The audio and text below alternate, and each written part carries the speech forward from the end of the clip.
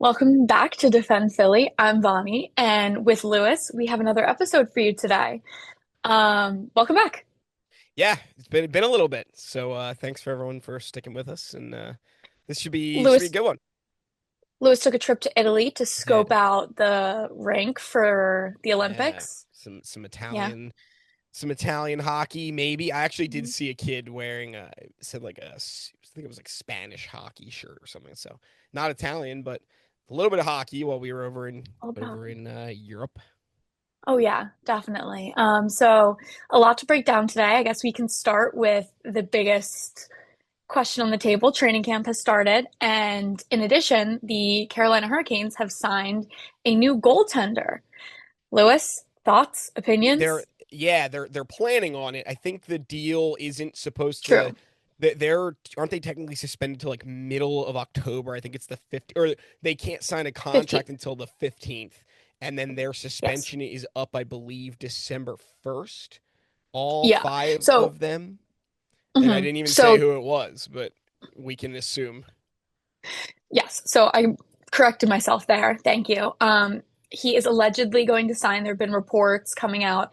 No one can know for sure, but the talk is that the Carolina Hurricanes and Carter Hart are in conversation looking to sign him. I mean, he's available, you said October 15th to sign a contract. And so that might be his future. What are your thoughts on this? Uh, it's interesting. Obviously they were acquitted of everything with the trial. I guess we'll never really know for sure. The judge threw out all the evidence, so um, that's the way that the justice system works up there in the Great White North. So it looks like Carter Hart will be eligible to return and make his he'll continue his NHL career. It sounds like the NHLPA is pretty excited that all five of those guys are going to be able to come back and continue their careers in the NHL. There's obviously differing opinions on both sides of those things. I think it's pretty interesting. I think the Flyers were okay by not bringing him back for a lot of different reasons. One of them definitely, for me at least, was because I think we'd be blocking a lot of and we talked about this before. I think they'd be blocking a lot of the prospects that the Flyers have in the system, and we can get into that a little bit later. But my thoughts on him going to Carolina, I think it's kind of interesting. I mean, Frederick Anderson is a decent goalie out there in Carolina. I just feel like he's been so injury prone that they He's need been someone injury to prone. step in and like I mean, from a strictly hockey standpoint, I think this is a good signing for Carolina. I think that they need someone that's more consistent and steady and has that stability that Anderson hasn't. And so you're bringing him in. I don't know how he's going to play. We don't know how he's going to play. He hasn't played.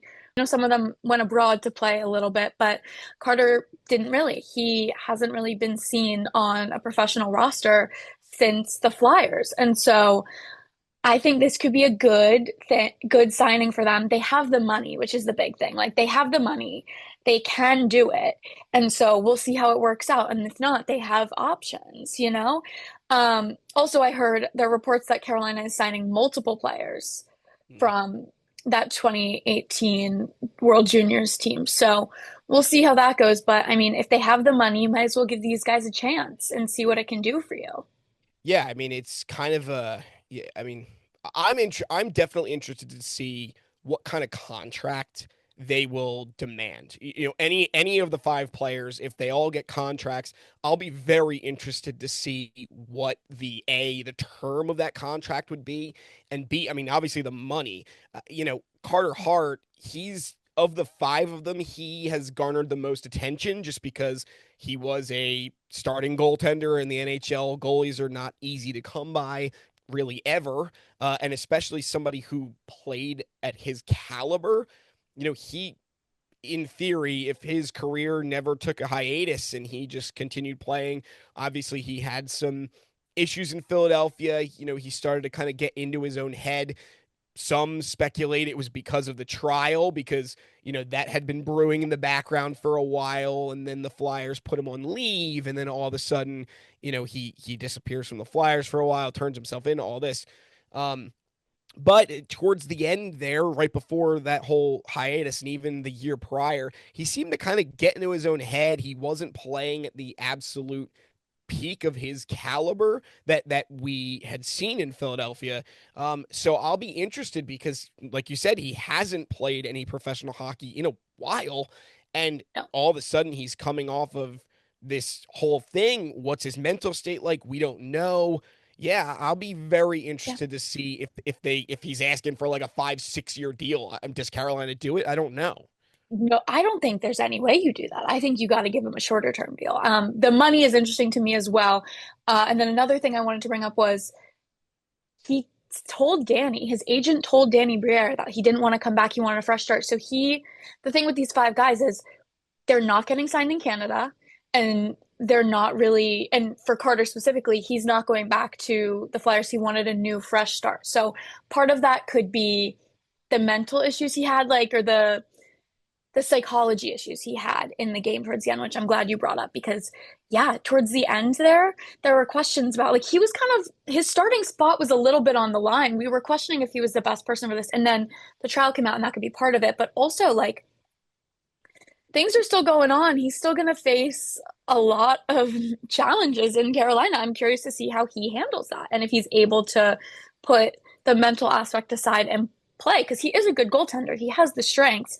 It just kind of got all mixed up in there. And so then that brings up another point too, Lewis. Flyers traded away a goaltender. They did. Yes, they did. And I'm not that upset about it, to be honest. Ivan Fedotov dished to the Columbus Blue Jackets for a 6th round pick. I And mean, look, go, first of all, go Danny. yeah, Go I Danny. mean, It's a good getting a deal. it's great. It's a great deal. He was the fifth. He was kind of seen as the fifth goalie in our system. We have Kolosov, we have Bjarnason down in Lehigh. Obviously, we signed Dan Vladar in the offseason, and we got Sam Ersson. So you can only have so many goalies, and four is really where you want to be. You don't really want, because you need a backup and a starter, or a tandem in your farm system, and then you need the same at the NHL level. So there was really no place for Fedotov. To me, I think his career and his development was really stunted when he got sent back to back to Russia, and he was cooped up on a Russian aircraft carrier, maybe playing hockey. We don't know what he was doing after the whole draft dodging situation. Um, and he came into the league 28 years old, huge guy, but he never really learned how to move in that frame. I mean, I always reference Ben Bishop when I'm talking about big goaltenders. Ben Ben Bishop was Bishop. fabulous. He was fabulous. He was very tall, but he learned how to move in that frame. Fedotov just hasn't been able to efficiently move in his frame, and that leaves some issues. I mean, you pass it across the crease, and he's not going to get there. There was a lot of backdoor stuff on Fedotov. He just couldn't make moves, east to west, post to post. So, look, he didn't have, in my eyes, he didn't have a place here in Philadelphia. Seems like a great person. Yeah. Did you see his thank you post to Philadelphia on Yeah. Instagram? Yeah, and I've Like heard from he's media, great. like he is just a genuinely good person. He's the friendliest person in the locker room. He's the friendliest person to interview. He's just a good guy, and that's great. But we do need winning hockey in Philadelphia. And so with this situation going on right now, especially with training camp starting, where we have Ersson and Vladar competing for that starting spot, I'm watching that storyline, but we didn't have room for that third, fourth, fifth to kind of come up and have a spot. So then Danny getting the 6th round pick, great. I mean, because we cleared cap space, which I like. So there's a lot that happened with this trade, and I'm so happy because it like genuinely is. We didn't lose anything in this trade, Like it was like a very even. There wasn't anything that was like that I questioned. So I'm happy with it, and I'm happy that we got that done. But going on to training camp has started, and we have a lot of storylines to watch. Let's hear what's your favorite storyline so far? Yeah. From the very beginning, even back when he was drafted, I've been a very big fan of Jet Luchenko. Hunter Brody gives me crap about it all the time because I love talking about Jet Luchenko. But I am very excited to see if he will make the team. I was actually watching a podcast by another couple of beat writers for the Flyers here in Philadelphia, and they have him on the rankings at like 35% probability to make the team, only second to Alex Bump, who I think will probably have a good shot at making the team. Look, Luchenko, I think his role on the Flyers and on a professional hockey team, at least in my eyes, I think is a little bit misunderstood. I think people are looking at him, and a lot of people thought he was a bust. We took him like top 15 or top 20 when his draft year. I don't remember exactly what his draft year was. And there was a few players that were on the board, and they're also escaping me, that, we probably could have taken above Jet Luchenko. Everybody loves to, Jet Luchenko and Reach seem to be in conversation together all the time.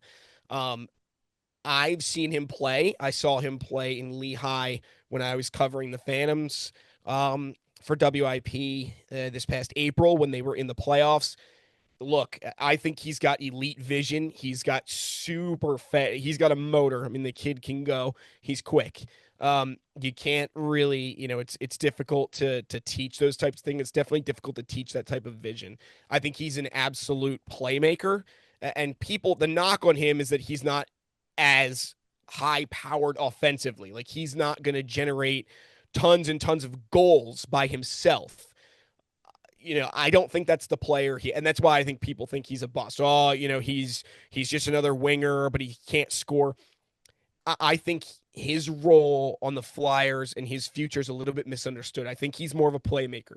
He's a guy you're going to put opposite wing of Matvei Michkov, or a guy, with high skill like Owen Tippett, or even like a Travis Konechny type. I mean, I believe that Tippett's got untapped potential. I don't know why that's the Don't first even one that get me came to mind. started on the I untapped know potential. you. Yeah, you're a I you're have a the Tippett strongest opinions person. about this. And like I hear what you're saying, and I think especially when you're with a team with like the Mishkovs, Yeah. the Zegras, the Coots, even the TK, where you have these guys who are known to be scorers, can score, can complete that. Having a player like Jet to come in is what you need. And you need someone that's okay being a little behind the scenes. And Yes. it was the 2024 draft. I just looked it 2024. up. Okay. And so then the other thing I was going to say is, have you heard? I know we had a whole episode on Talkit and how he's going to be as a coach. And I am fully loving what I'm seeing so far. He was out there on the ice with a shovel. He was on the ice with a shovel in I didn't between see that. drills. He also, I mean, like, first of all, just like iconic. Like, so, you would never, ever, ever, ever catch Tortorella doing that. But also, I mean, the players are already responding to him better. And I think the way that he said that he likes his strategies, he likes putting two guys together and he Yes. likes finding those pairs. And then the third can kind of be a rotation, and that's what you have. And so I've seen a couple lines that he's put together. He's put together, I think it was Mishkov, Coots, and I forget the third person. And then another line that I saw was Zegras. Um, who was it? Okay, I have to find it. But I know that the specific lines he's created so far and what he's testing so far in camp has just been something that I've been loving, because he's putting out there and he's taking those risks with the different lines and who's playing together. And there's nothing very like strict about this. The other thing is the players are more than thrilled to not be doing laps. Oh yeah. I Sean Couturier, I I was just saw a gonna say quote that. where Couturier was like, he's much happy that it's very different and they're getting into the systems right away. He said, playing hockey right off the bat is much more preferable than skating laps around a rope. And I I know that saw. TK mentioned it as well. And I was hysterical at that because that has been our big point Yeah. the first two episodes of this podcast. You have a coach that's like on the ground, understands these guys, isn't about punishment, is about skill, not about the dump and chase, which that's the biggest thing. And you have players that have untapped potential, like Tippett, who I've been saying for so long, is an insane skater. And if he can put the dots together and get down the ice with, if he can put his skating skills, getting down the ice, and his stick skills together, it would be unstoppable.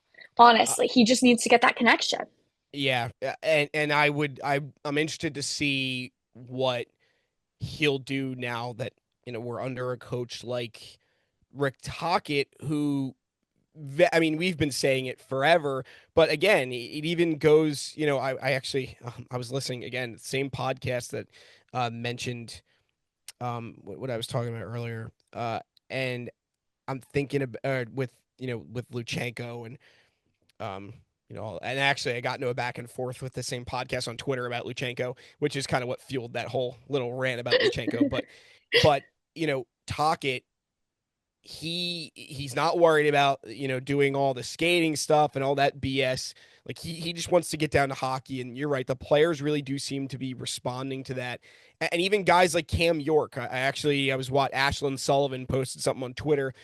She sat, I think it was her, she sat down with Cam York, and he immediately was like, no, yeah, he seemed very comfortable playing under Torts, or sorry, under not under Torts, under Rick Tocchet. He was he said Gosh, that no, was a delayed certainly not reaction. on. No, no, no, no. Yeah, that was I was gonna say Comfort, comfort and torts.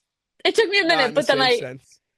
no, Yeah, no, no, no, no. not Tortorella, especially not for Cam York or Sean Couturier for that matter. Because I saw another tweet from somebody that said Sean Couturier and Tortorella hadn't talked for like the majority of their relationship, even when he was the head coach. They just had zero relationship.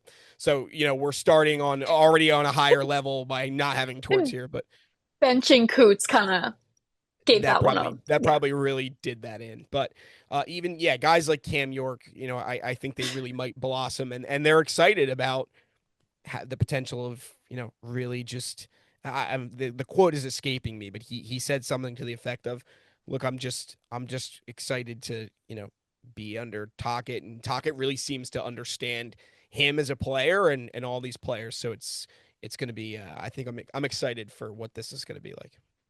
To like have freedom on the ice and focus on hockey Maybe a and little bit, not just yeah. be skating for punishment. I don't know. Just an Uh, idea. Okay.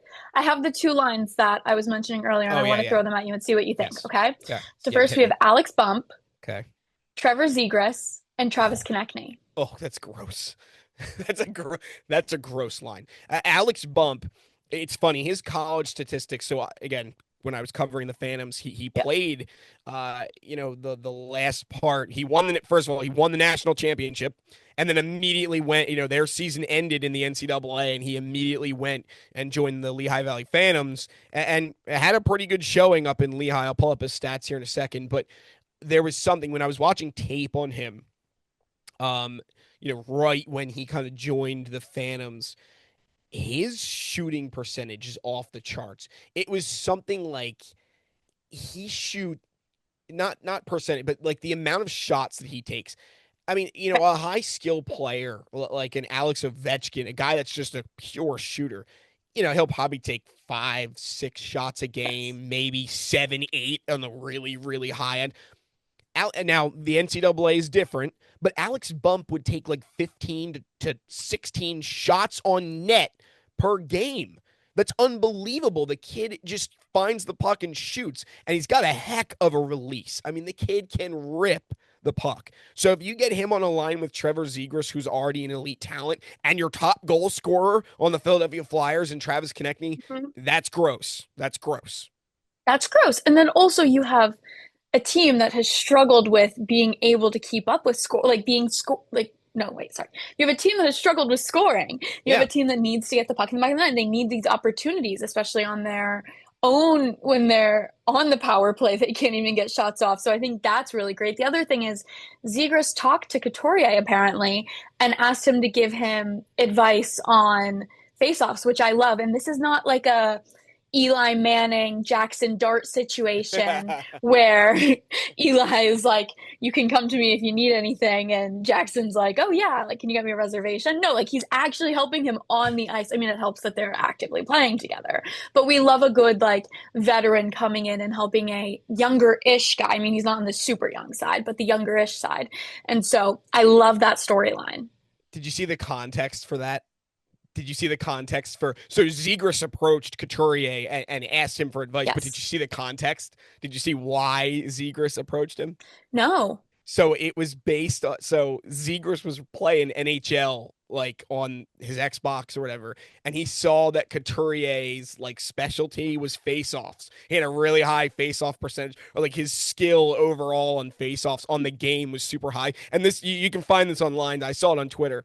And basically that was what spurred. And now, I mean, obviously that's funny, and I'm sure he was going to ask, advice anyway because Couturier is one of the best face-off, the centers that we have on the Yes. team. Yes. And Zegras has come out and said it many times. He wants to be a center. They didn't let him play in Anaheim because, you know, Anaheim's a disaster, and they didn't want him to, the GM or the coach was just like, nah, you're not as good as a center. You're not as good, as a player when you're skating down the middle. But Zegers really does want to be here. So it's funny that he asked, in that context, like he saw, oh, yeah, Couturier on the NHL is sick at faceoffs. Let me ask him for advice. But at the same time, it's also like, okay, like he is approaching him, whatever the context, he's approaching him. He wants advice. I think that's big.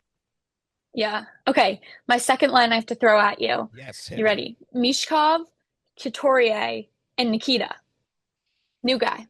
Grabenkin, yeah, I really liked his game too. I think he seems pretty NHL ready. They in this other pod again, the rankings this podcast was doing. I believe Alex Bump was 35%. Like I said, Luchenko was 35%. I think Grabenkin was up there in the 20s in terms of making the team. In terms of NHL readiness, I mean, he did play a handful of games, probably a little more than a handful, with the Maple Leafs because we acquired Grabenkin in the trade for Scott Lawton. Yep. Um, Look, I think he's got some skill too. He's definitely not the fastest guy on, the planet Earth.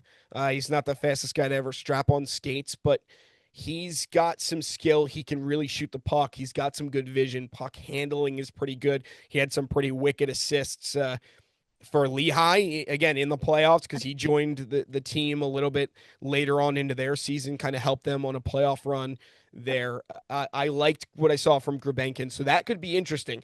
I think he's on the bubble of making the team, but that could be Mhm. interesting. I like the idea of throwing a younger guy, a Yeah, veteran, your captain, and then a guy that's kind of coming into the mix a little and seeing how that works. I mean, I just like the fact that Tocchet is experimenting. He's yeah, listening to everything. And I know he went on WIP a couple months ago and was saying that he's just ready. Like he's excited. He's ready to bring hockey back to Philadelphia. And I think like he really is. And these lines, the way he's just mixing and matching all these players. He's trying everything. Like you might as well. I'm loving it. I'm loving it. It's all that we wanted to see when Tortorella was in and Tortorella wasn't doing. yeah. I mean, he circling back to the point, that Cooch was making. Look, we're getting right down to hockey. We're not skating around in circles and doing conditioning stuff. Now I believe again I was listening to Elliot Friedman's 32 Thoughts podcast a couple days ago. It was one of the more recent episodes, and I think they said in the collective bargaining agreement between the NHL Players Association and the NHL, the league, they are actually no longer doing um, conditioning tests.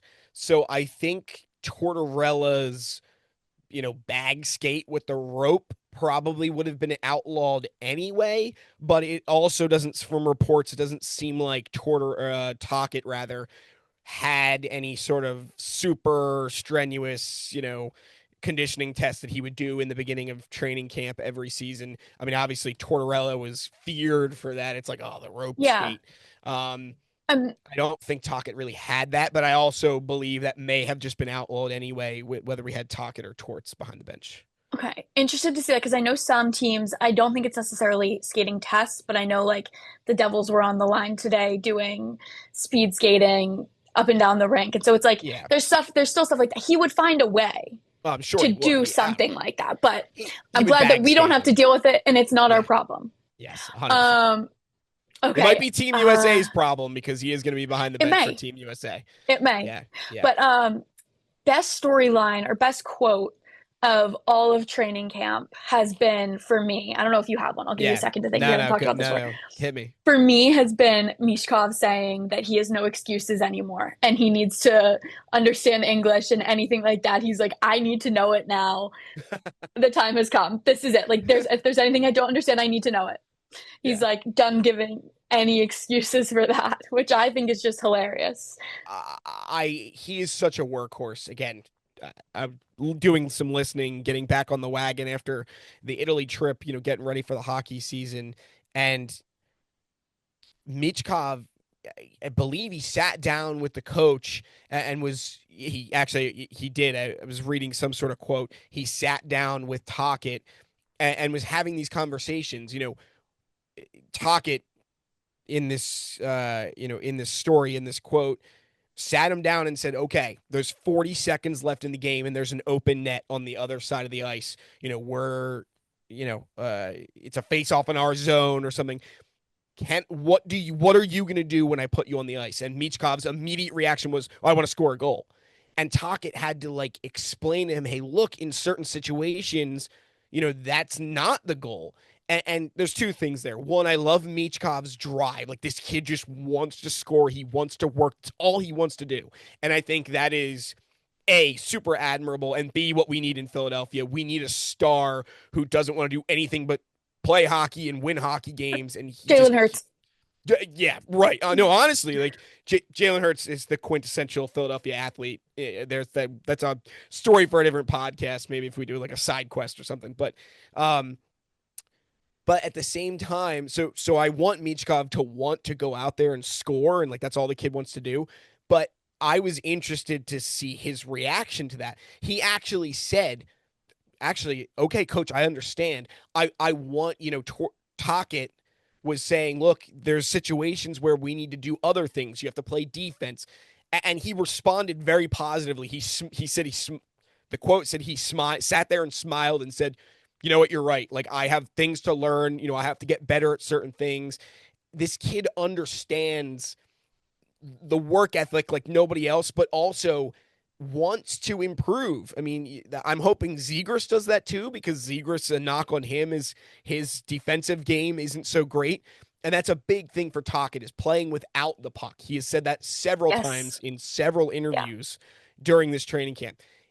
It's, playing with the puck is great, but you got to make sure that when you don't have the puck, it's almost more important. There's other Yeah. things, that are you have to make sure you're in the right spot to make a play, even when you don't have the puck. And Michkov is interested in learning those things.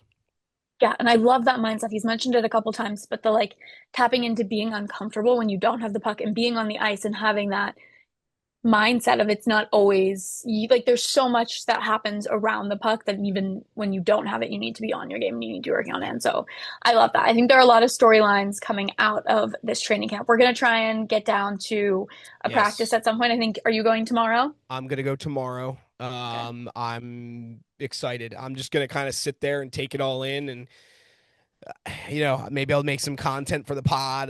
Don't hold me to it, but I'll try and get some videos. I don't know if there's going to be any sort of a media availability, or if I needed to secure a credential for that. I'm going to maybe talk to some people about seeing if we could do that, get some credentials. That'd be cool. Yeah. But yeah, in terms of tomorrow, I think I'm just going to take some notes, and maybe I'll do a quick little hit for the pod or some video or something. Sounds good. All of that content can be found on Instagram, Twitter, or YouTube because we now have all three. Yes. Feel free to follow. It's the Defend Philly Pod. And so before we end, I believe that a while ago, it's been a minute. It's been a minute since we had a side topic conversation that I think we should bring Yes. up. Okay. Yes. Do you want to introduce it or should I? You should Do you introduce it. remember? No. So we decided that at some point we should have side topics that really throw off the show and completely irrelevant. And the other day, our very own Lewis was at the gym and he texted me. He said, "What is your opinion on people approaching people in the gym?" And so I think that we should break it down. What is your Expound upon opinion that. on that? I think it's weird. It doesn't matter what type of approach it is. I think it's a weird thing to do. Look, if someone's like, taking really long on the bench press or something, and you want to try and work in, okay, that's different. Like, hey, can I work in? Can I get in a few reps? Whatever it is. But Hurry up. but other than that, yeah, hurry up. Like, what are we doing? Yeah, at my gym sometimes it gets really busy during certain times of the day, and you're definitely giving people that look across the gym like, yo, man, I've been waiting for 25 minutes to do my leg extensions, but you've been sitting there on your phone on Instagram for 25, 30 minutes, and people got places to be. Um, outside of that, outside of gym related activities, I think it's a weird thing to do, to be Yeah. approaching people at the gym. Is that same take? I think leave people alone at the Yeah, gym. come on. There's like there's a time and a place to talk to people and there's a time and a place for socializing and the gym is not one of them. I mean, like if I when I go to the gym, I'm like locked in. I'm doing my workout, I'm in my mode. It's Yeah. also like a peaceful time to just like Yeah. lift, relax, not think about any of that. So when people like come up to me, I'm like, it's kind of like I feel like it's an unspoken rule. Like we want to stay quiet, you want your own time in the gym. So I definitely agree with you on that one. Well, thank you all for tuning in to episode 3 of Defend Philly. We covered a lot, We did. and we will be giving you more content now that Lewis is back in the United States. Um, Yeah, happy to be back. Excited for hockey okay. season. Yeah, hockey season starting. As always, join us on Instagram, Twitter, and YouTube. YouTube. And we started a fantasy hockey league. So We join our did. fantasy hockey league. Yes, we need Try and beat teams. us. Yeah. Yeah, I mean, Yeah. yep. Everyone talks about fantasy football, but No one talks about fantasy hockey. It's right. fantasy 17 hockey goes weeks. on for Never.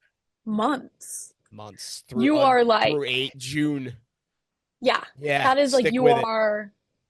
It's commitment. It's commitment. Commitment. So if you have commitment, join our fantasy If you hockey don't have league. commitment issues, Yeah. join Or our if you fantasy do hockey and you league. want to fix them, join our fantasy hockey You league. can you can do that here. Okay. As always, thanks for tuning in, and we'll be back next week.